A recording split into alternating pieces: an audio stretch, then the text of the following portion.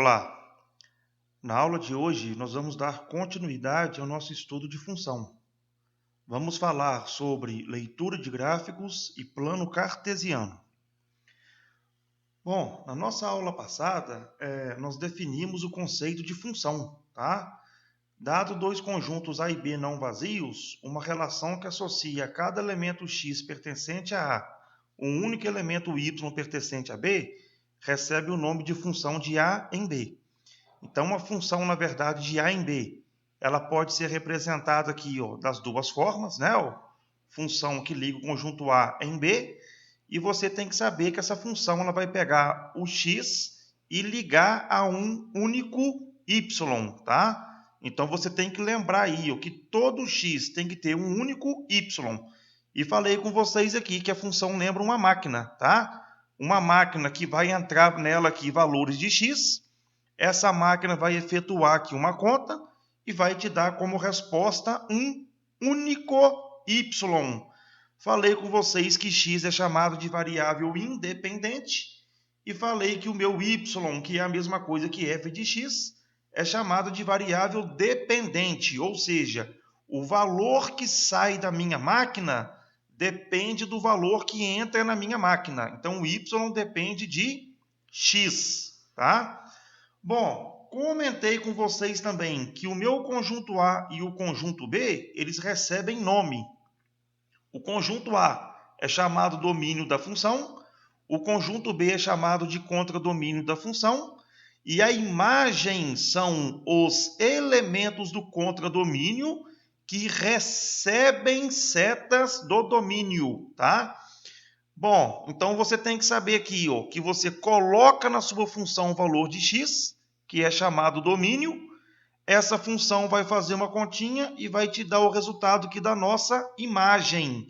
Então você tem que lembrar que todo x tem um único y. Então se eu te dou o valor de x, você acha do y. E se você tem o valor de y, você consegue achar o valor de x, tá? Isso aqui eu fiz uma revisão agora aqui do que nós vimos aqui na aula passada. Bom, nós vamos falar hoje aqui na nossa aula, né, de leitura de gráfico. Bom, o gráfico abaixo, ele representa uma função, tá? Porque ele está associando duas grandezas, ou seja, a cada ano corresponde a uma única taxa de mortalidade por 100 mil habitantes. Então, o que está acontecendo aqui? Eu estou te apresentando aqui, na verdade, um gráfico, tá? Esse gráfico aqui, a fonte que eu tirei esses dados é do IBGE, tá? E você vai perceber que esse gráfico aqui, ele tem dois eixos. O eixo horizontal, que é o eixo, por exemplo, o eixo X, onde eu tenho aqui o tempo em ano, e eu tenho aqui, digamos, o eixo vertical, o eixo Y, tá? Que ele, na verdade, me dá o número de óbito por AIDS em Minas Gerais por 100 mil habitantes, tá? Então, o que está acontecendo aqui? Perceba que, para cada ano, eu tenho, na verdade, o valor de uma taxa, tá? Então, seja aqui, a cada ano que passa, eu tenho, na verdade, um único valor para taxa. Então, como eu tenho o ano ligado a um único valor, eu posso falar que, na verdade, esse gráfico aqui representa uma função, tá? Então, na verdade, um gráfico, tá? Ele é feito, na verdade, através de dados de uma tabela, e você viu que, na verdade, quando você trabalha com função, você vai estar associando duas grandezas, que são, na verdade, dois conjuntos. Então, a partir do momento que você tenha dois conjuntos, você consegue transformar, na verdade, esses conjuntos numa tabela e, consequentemente, essa tabela vai ser transformada em um gráfico, tá? Então, esse gráfico que eu te apresentei agora aqui, ele representa uma função. Por quê? A minha função f de x igual a y, cada x tem que ter um único y. E por esse gráfico aqui, você está vendo que cada ano está associado a uma única taxa de mortalidade, tá? Então, esse gráfico aqui, na verdade, ele representa uma função, tá? E é muito importante, pessoal, quando você vai trabalhar com gráfico, porque o gráfico ele traz para a gente várias informações, tá? O gráfico, na verdade, nada mais é do que uma representação de dados por meio de recursos visuais, com o objetivo de destacar informações para que elas fiquem mais fáceis para a sua compreensão, tá? Então, na verdade, um gráfico ele é usado para cruzar informações, demonstrar desempenho com crescimento ou queda, por exemplo. Então, na verdade, é muito importante quando você for trabalhar com gráfico, você, na verdade, aí tentar ver o título do gráfico, o eixo X, o eixo Y. Ele vai estar trazendo para a gente aí muitas informações, tá? Verificar se tem legenda. Então, cuidado aí quando for fazer a leitura do gráfico, tá? Bom, já adiantei para vocês aqui algumas observações. Ao realizar a leitura do gráfico, atente-se para o título do gráfico, tá? Do que o gráfico está trazendo para a gente de mensagem, as variáveis grandezas envolvidas, essas variáveis vão estar nos eixos, tá? Horizontal e vertical. Então, atente-se para essas informações e a sua interpretação. Toma muito cuidado, porque geralmente aqui ela vai trazer contextualizações, tá? Então, muita atenção aí quando você for fazer a leitura do gráfico. Bom, novamente aqui, eu voltei aqui no nosso gráfico, tá? O gráfico aqui que foi apresentado para a gente. Então, o título do gráfico: número de óbitos por AIDS em Minas Gerais, por 100 mil habitantes, tá? Então, na verdade, eu já identifiquei aqui, na verdade, o título do meu gráfico. Ele está falando de óbitos por AIDS no estado de Minas Gerais, tá? O eixo X aqui, na verdade, é o tempo que é dado em ano. Então, perceba aqui, 90, 91, 92, até 2009, tá? E o meu eixo Y aqui, que é o meu eixo vertical, ele vai me dar, na verdade, a taxa de óbito nesse referido ano. Então, em 1990, a taxa de óbito por 100 mil habitantes foi de 2,2. Em 91, 3,3. 92, 4,3. Se eu pular lá para 1998, 6,2. 2003, 6,5. Então, a cada ano, eu tenho uma taxa de óbito, tá? Por 100 mil habitantes. Bom, quando eu olho aqui para esse gráfico, eu posso aqui tirar alguns dados desse gráfico, tá? A primeira coisa aqui, eu quero descobrir o valor máximo, ou seja, qual é a taxa máxima. Então, quando eu analiso esse gráfico aqui, de 1990 até 2009, eu percebo que o maior valor desse gráfico, ele me indica, na verdade, uma taxa de 10. Então, o valor máximo, ele é de 10, que é a minha taxa. E quem é que fez esse 10 aqui? Eu posso falar, na verdade, que o ano de 1996 foi quando teve a maior taxa de óbito, tá? Então, como eu já identifiquei que isso aqui é uma função, eu poderia escrever o seguinte aqui, que o F de 1996 é exatamente igual a 10. Ou seja, no ano de 1996, eu tive, na verdade, um valor máximo, que foi a taxa de óbito por 100 mil habitantes igual a 10. Tá? Já o valor mínimo, eu vou olhar no meu gráfico agora aqui, e eu vou ver que o menor valor, ele chegou aqui no ano de 1990, tá? Que é a taxa de 2,2. Então, eu poderia escrever que o F de 1990 é exatamente igual a 2,2, ou seja, 2,2 óbitos por 100 mil habitantes, tá? Bom, intervalos de crescimento e decrescimento, tá? Quando eu olho para esse gráfico aqui também, eu consigo aqui tirar algumas informações, tá? Eu consigo verificar, por exemplo, qual que é o período que houve crescimento no número de óbito e qual é o período que teve decrescimento, queda no número de óbito, tá? Então perceba aqui, ó, de 1990, tá? Até chegar no ano de 1996, perceba que há uma crescente no número de óbito, tá? Depois, ó, o que acontece? De 1996 para 1998, já começou a ter uma queda no número de óbitos, tá? E aí depois aqui começa a oscilar. Começa a aumentar depois aqui o número de óbito, diminui, aumenta novamente, diminui, aumenta, diminui, diminui. E quando chega de 2005 até 2006, mantém aqui constante, ou seja, não tem nem acréscimo e nem acréscimo. Depois volta a crescer um pouquinho e aí depois começa, na verdade, a ter uma nova queda, tá? Então é muito importante aí você perceber essa questão de crescimento e decrescimento. Bom, vou comentar aqui com vocês agora, ó, a questão da importância de você trabalhar, na verdade, aqui por 100 mil habitantes, tá? Bom, a finalidade de você trabalhar com 100 mil habitantes, tá?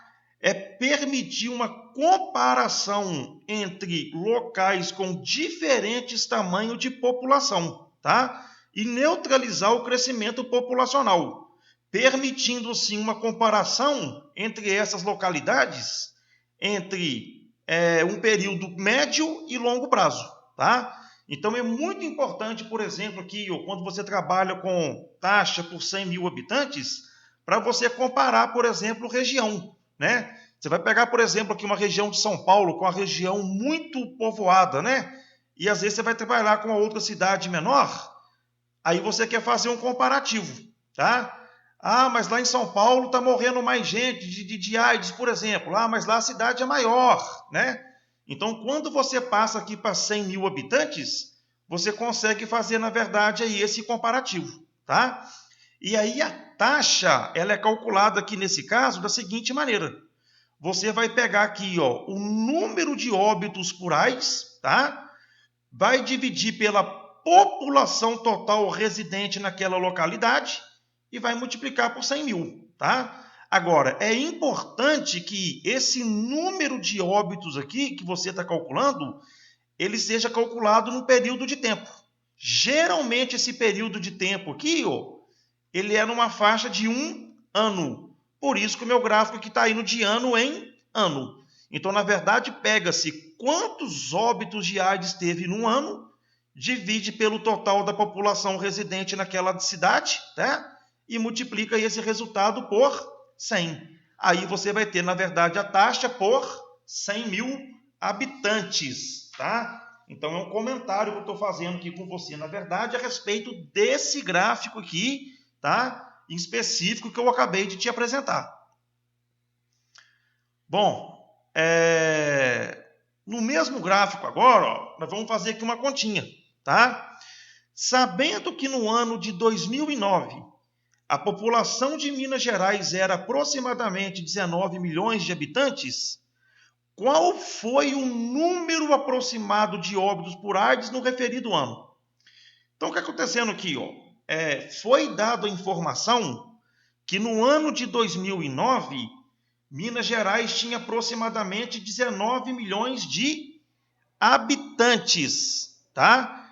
Eu quero, na verdade, descobrir aqui qual que é o número de óbito nesse ano. Então, eu vou chegar agora aqui e fazer o seguinte, ó. No ano de 2009, eu sei que a minha taxa ela é de 5,5. Então, eu vou chegar agora aqui, ó, aonde tem taxa, eu vou colocar 5,5. Então, aqui, ó, eu tenho a minha taxa, que é igual número de óbitos por AIDS no referido ano. Eu quero descobrir quantos óbitos teve aqui, ó. Então, como eu quero descobrir aqui quanto que é essa quantidade, eu vou chamar ela, por exemplo, de X. Tá? População total residente. Foi falado para a gente que é 19 milhões. Então, eu tenho aqui, ó, 19 milhões, que multiplica, na verdade, o meu total aqui de 100 mil. Agora, eu vou fazer essa continha aqui, ó. Vou cortar aqui, ó, 5 zeros com 5 zeros. E aí, agora vai sobrar agora aqui, ó, 5,5, que é igual a x dividido por 190.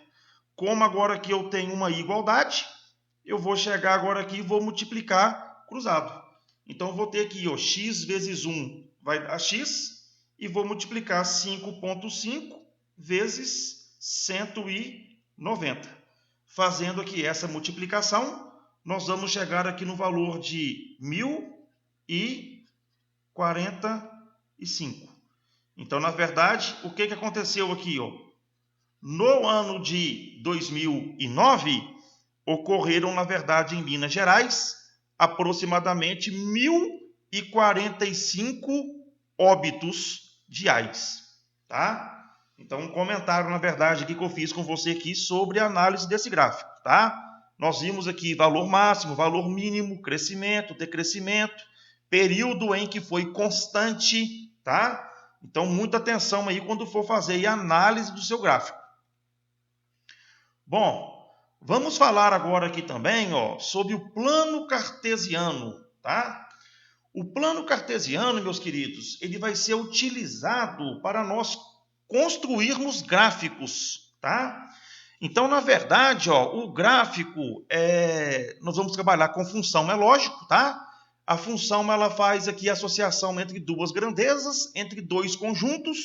Uma vez que eu tenho duas grandezas, dois conjuntos, eu tenho tabela, tá? E se eu tenho tabela associando duas grandezas, eu posso chamar uma de x e y, eu vou ter, na verdade, pontos, e esses pontos, na verdade, vão ser colocados no plano cartesiano, tá? E aí, na verdade, eu vou ter um gráfico que representa, na verdade, aí essas duas grandezas. Bom, o plano cartesiano, ele é formado por duas retas perpendiculares, denominadas eixos, tá? Então, na verdade, eu tenho aqui, ó, uma reta horizontal, que é o meu eixo x, tem aqui uma reta vertical, que forma um ângulo de 90 graus com o eixo x, que é o meu eixo y. Eles são chamados de eixos coordenados, tá? O eixo x é chamado o eixo das abscissas e o eixo y é chamado o eixo das ordenadas, tá? O ponto de interseção entre os eixos, ele é chamado ponto O. E ele vai ser a origem do plano cartesiano, tá? Nada mais é do que a origem tanto do eixo x quanto do eixo y. Então, vamos lá aqui, ó. Esse pontinho aqui, ó, é o meu ponto O. Ele vai ser a origem. Se você olhar aqui para o eixo x, esse pontinho aqui, ó, vai ser considerado como zero no eixo x. À direita são os valores positivos para x e à esquerda são valores negativos para x. Quando você olha agora no eixo y, esse ponto O também vai ser origem, vai valer zero. Acima são os valores positivos de y, abaixo são os valores negativos de y, tá? Cuidado com isso aí, tá? E outra coisa agora aqui, ó. Esse plano cartesiano, tanto o eixo x quanto o eixo y, eles são numerados sempre com a mesma unidade de medida, tá?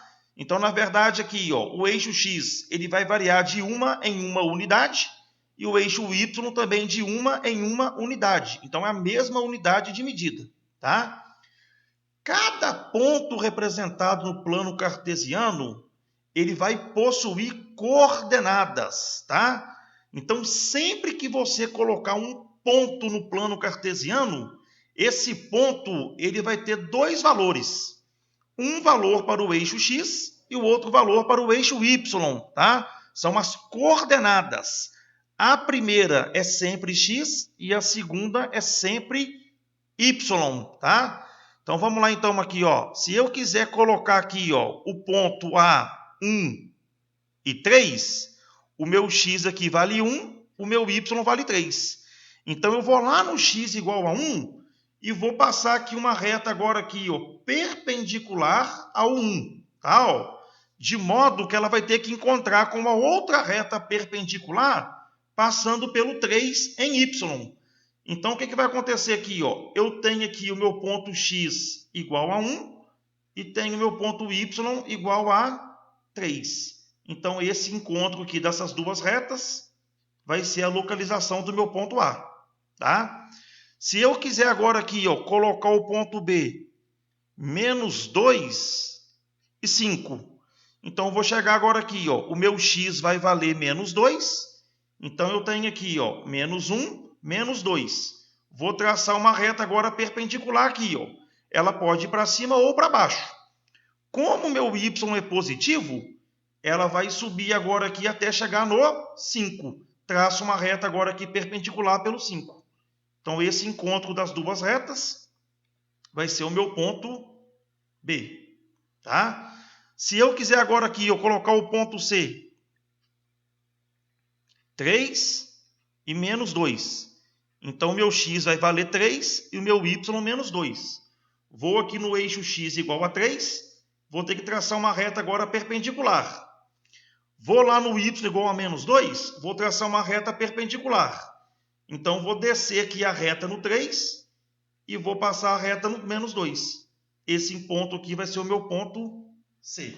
Tá? Então, para cada dupla, para cada par de coordenada, eu consigo, na verdade, localizar o meu ponto no plano cartesiano. Tá? Então, guarda sempre isso. É valor de x como o valor de y. E aí, o que acontece agora aqui? Ó? O meu plano cartesiano ele é dividido em quadrantes. Tá? Perceba aqui que quando eu tracei o eixo x e o eixo y, eu apareço agora aqui 4 quadrantes. Esse aqui, ó, vai ser sempre o meu primeiro quadrante. Esse aqui vai ser o meu segundo quadrante, terceiro quadrante e quarto quadrante. Não importa se eu vou olhar no sentido anti-horário ou se eu vou olhar no sentido horário. Primeiro quadrante, segundo, terceiro e quarto. Isso aqui é fixo, tá? Guarda isso aí direitinho. Outra coisa aqui que é importante você saber é o seguinte, ó. Um ponto qualquer, para ele estar no primeiro quadrante, o valor do x dele vai ter que ser positivo. E o valor do y dele vai ter que ser positivo. Tá? Aqui, ó, o x é positivo, o y é positivo. Se eu pego agora aqui um ponto P no segundo quadrante, o x dele já vai ser negativo e o y dele já vai ser positivo, tá? Então, dependendo de qual quadrante que ele vai estar, o valor da abscissa, o sinal, né, da abscissa e da ordenada vai mudar. Então, no terceiro quadrante, o x é negativo e o y também é negativo. No quarto quadrante, o x vai ser positivo e o y vai ser negativo. Muito importante você saber isso aqui também, tá? Bom, para terminar aqui agora do plano cartesiano, vai acontecer de você, por exemplo, localizar aqui pontos no plano cartesiano, tá?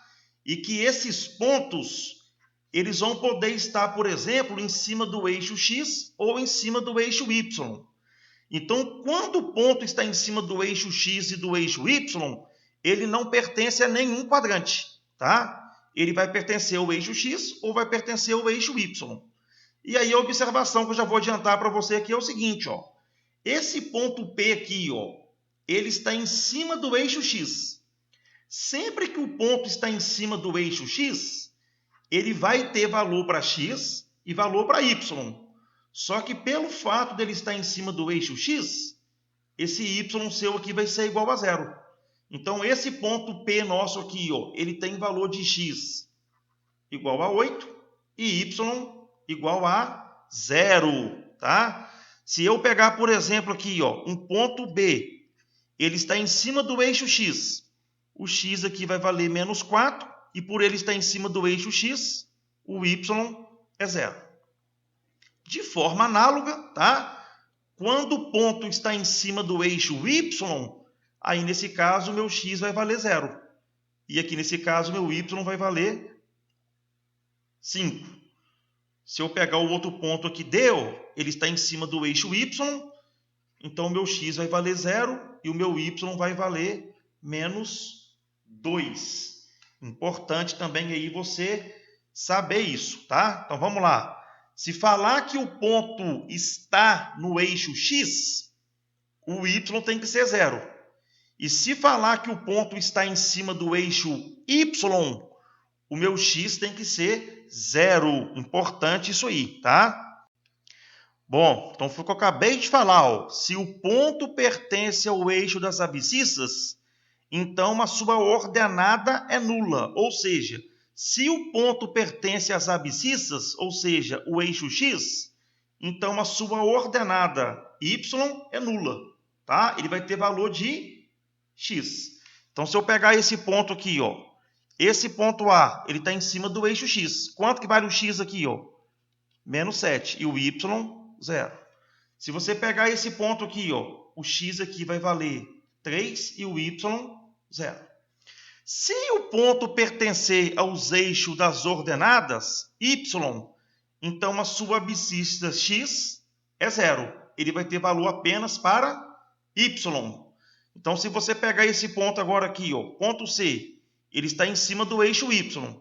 O x é 0, o y é 3.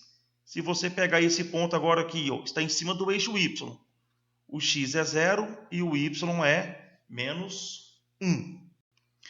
Bom, nós vamos fazer agora aqui um exemplo do assunto que foi abordado aqui na aula de hoje. Determine x e y de modo que o ponto A seja igual ao ponto B. Então, o que está acontecendo agora aqui é o seguinte, ó, eu tenho o ponto A e tenho aqui, na verdade, o ponto B. Eu quero descobrir o valor de x e de y de modo que o meu ponto A seja exatamente igual ao ponto B. Então, eu vou pegar agora aqui, ó, as coordenadas do ponto A, que é dado por 3x mais 2y e 2x mais 5y. Tem que ser exatamente igual às coordenadas do ponto B, que é 9 e 17. Agora, ó, você vai tomar um pouquinho de cuidado agora aqui, ó, porque o meu plano cartesiano ele tem dois eixos, que é o eixo x e o eixo y. Então, para esses dois pontos aqui serem iguais, para A ser igual a B, eles têm que ter o mesmo valor de x e tem que ter o mesmo valor de y. Aí você vai tomar um cuidado agora aqui o seguinte, ó. Por mais que aqui apareça x e y, você vai enxergar agora isso aqui, ó, como sendo o x e isso aqui tudo como sendo o y. Da mesma forma, esse aqui vai ser o x e esse aqui vai ser o nosso y, tá? Então, quando que esses dois pontos aqui vão ser iguais? O x de A tem que ser igual ao x de B e o y de A tem que ser igual ao y de B. Então, quando eu igualar, na verdade, aqui cada uma dessas coordenadas, tá? Eu vou ter, na verdade, um sistema. Então, eu vou cair agora aqui o seguinte, ó. Primeiro, 3x mais 2y é igual a 9. E depois, 2x mais 5y é igual a 17. Agora eu vou resolver esse sistema aqui, ó, usando, na verdade, a adição. Então, eu vou chegar agora aqui e fazer aqui o seguinte raciocínio. Ó. Vou pegar, por exemplo, aqui ó, o 2 e o 5. O 5 embaixo, eu vou multiplicar em cima por 5.